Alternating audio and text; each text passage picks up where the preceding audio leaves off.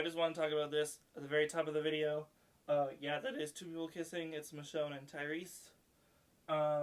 Yes, it is weird to put at the cover for your graphic novel, but we're stuck with it because it's volume 4 and this is episode 4. So, okay, children, adults, and teens and tweens, welcome back to the Coalition of Friends YouTube channel. My name is Garrett, and today we're going to discuss, review, and think about The Walking Dead Season 10, Episode 4. Yes, what you are hearing is rain. It is raining outside right now, but if I want to get this uploaded for Halloween, which is today, video time, not when I'm recording this, I needed it to be filmed today, and it's endlessly raining here. Season 10, Episode 4 is entitled Silence the Whispers. The outcast Lydia is badly treated by 3 Alexandrians. When Negan saves her from an attack, the life changes in Alexandria. Meanwhile, Michonne and a group of Alexandrians head to Hilltop to save the survivors of a collapsed wall. Initial thoughts for the review: I think this is a continuation of what is to be a really strong season for The Walking Dead. This guy is super compelling right now, Ezekiel, and I really enjoy what they're doing with his character. Lydia is still my favorite, especially with this episode and her talks with Daryl and Negan and the situation that arises with terrible people inside Alexandria.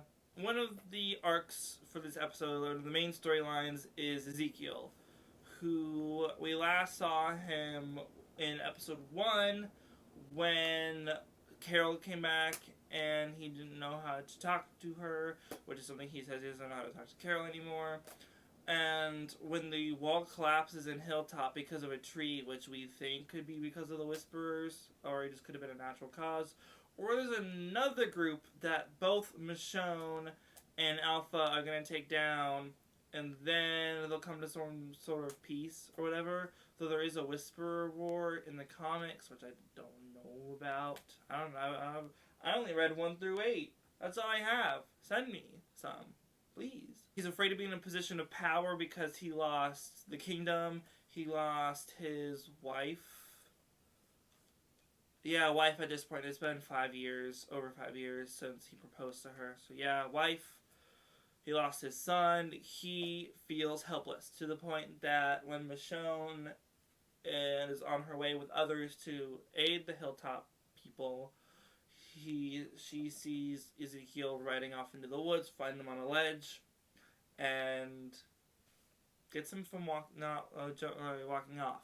She basically saves his life, and they have this really heart-to-heart conversation after they hug, and he kisses her, which she pulls away, and then he says this great line of, like, maybe in another universe, because in the comics, Ezekiel and Michonne are together in the comics, but Ezekiel's also supposed to be dead, because he's one of the people that's supposed to be on the spikes, but I guess they really like Ezekiel on the show, even though I would have really enjoyed him to be dead, but I guess they can't do that to Carol, considering Carol's already dead in the comics, and she already just lost her son, and she would be in this position if Ezekiel also died. One of my favorite my favorite parts of this episode was with Lydia. She's still such an amazing and complex character. She wants to fit in so badly to a society that won't accept her because of discretions that her mom and other people did. Lydia was not part of the people that got killed. People got killed because Lydia didn't want to show up and, like, go back home with her mom.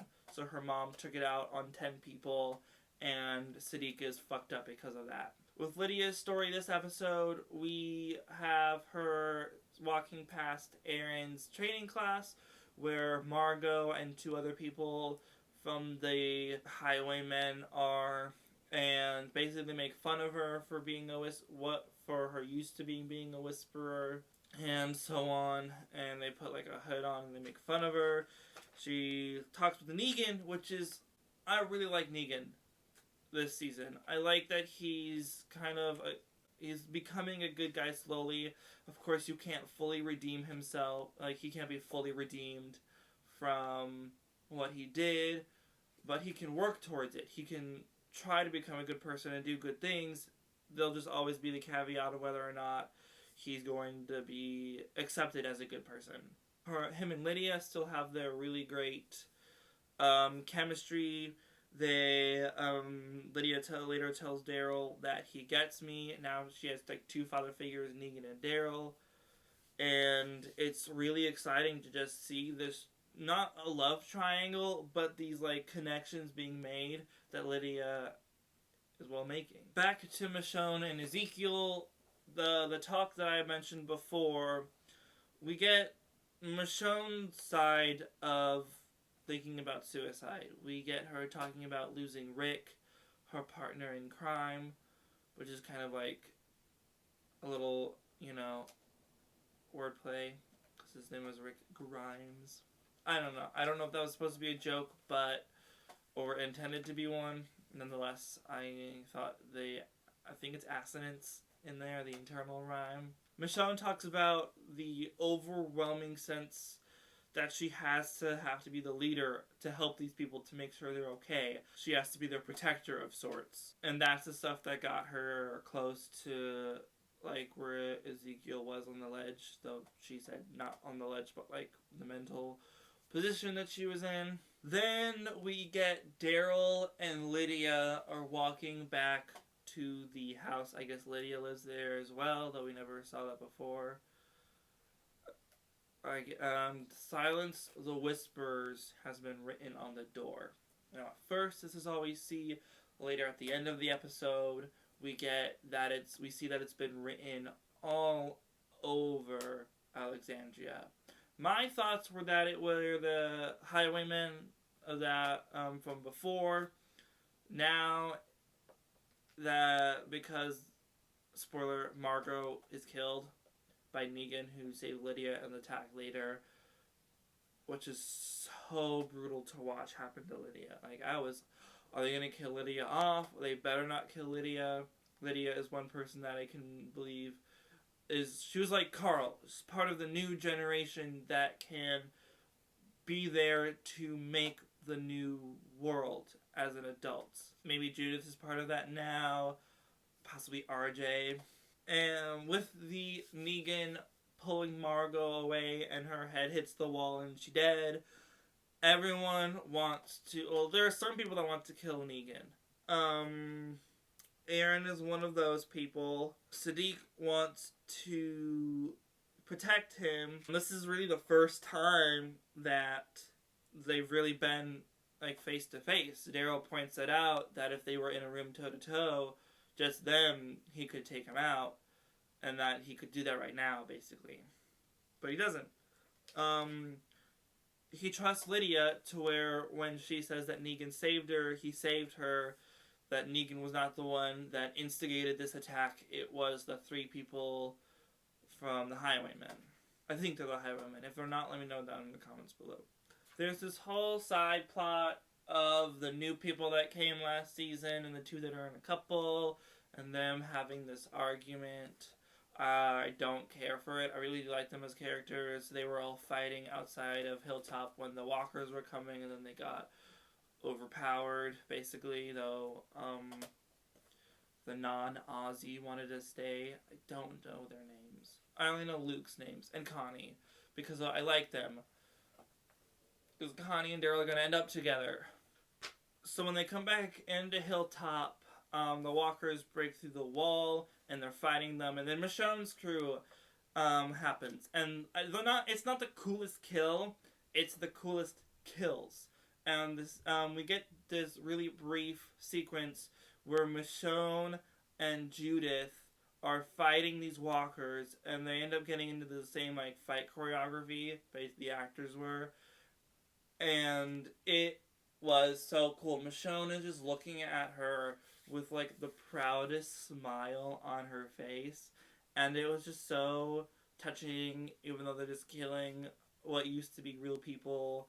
And it was really nice to see even though she should fully not have her daughter do that as young as she is. She's what, like 8 now or something? Maybe 9, 10? I don't know how old Judith is the point that I'm not trying to make. After the walkers are all taken care of at Hilltop, Michonne and Daryl have a conversation over the walkie-talkie things, whatever they are. I don't know what they're called. And they each talk about what they've been going through. Michonne and Daryl catch up over the Lydia situation. Michonne tells Daryl everything's okay in Hilltop. And then there was a thing from Oceanside they came through after that conversation. The important thing to take from that conversation is they want to keep Lydia in Alexandria. If Lydia dies, if she runs away, basically they think Alexandria is screwed because the only reason that Alpha hasn't sent the whole horde is because Lydia's in there. She doesn't want Lydia to die. Michonne also anoints Daryl as her proxy for the vote about Negan. So there's a 3-3 tie of the 7. And Gabriel, the 7th, decides to take the night when he goes to the cell in the morning. Negan gone. Someone let Negan out. Basically, we can all assume who did it. The person who's been, watching him. I don't really know his name yet, though. The Skybound comic show, whatever it's called, there'll be a link for this episode down below. Basically, they talk about him, and then in the trailer, he catches up to Negan. I don't know why he believes Negan. We'll find that out next episode. Michonne is going to go to Oceanside and see what their problems are. Luke wants to go with her because he wants to see Jules, that woman we saw in the first episode of this season, and them talking together, who I still think is evil. I don't remember her in any other season. Please let me know if she's been in other seasons down below, and what her character is like. I mean, the way Luke gives this crazy, grandiose goodbye at the end of this episode, I think he's dying. 100% think Luke is dying. Because why would they write such a weird goodbye to everyone if he ain't gonna die?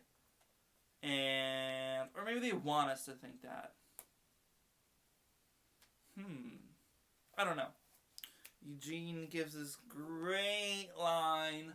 Much like my amigo here, I feel an energy calling to me, urging me on to help our good neighbors by employing my expertise in architecture and engineering to plug the metaphorical gap tooth and the metaphorical smile that is the Hilltop's fortification.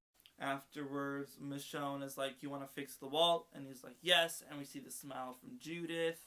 Then we get the scene between the two of them, and the Aussie and the other girl who are in a relationship. And the Aussie was the other girl's lawyer. I still don't know their names because I don't have my laptop with me to look it up.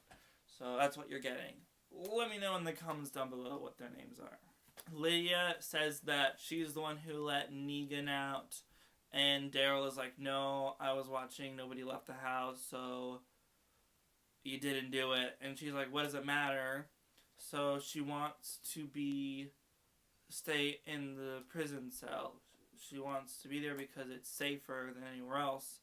It's where she feels most comfortable, inside Alexandria. So once again, Lydia is in a cell. She tells Daryl this whole Daryl and Lydia scene inside the prison cell is really, really, really good. Lydia gives this great line. My mother was right. She said you people put on these polite faces, but it's just a mask. Because when things get bad, when you get scared, you pick a target, aim, and shoot. And that when times got tough, they turned on someone. There was always someone to blame, even though it wasn't themselves. Like, they found an outwards blame. And I really, really enjoyed that scene. Props to the actress for Lydia very good work. And again, the episode ends with Silence the Whispers being written all over Alexandria, and we don't know who's done it. I think it could be, no, he's at Hilltop. I don't know who it could have been. Alright, so that is my review / thoughts for Season 10, Episode 4 of The Walking Dead. Let me know in the comments down below who you think is writing Silence the Whispers all over Alexandria. Give this video a like, hit that subscribe button and the bell notification so you get told when more of my videos get put up, and I'll see y'all in the next video. Happy Halloween!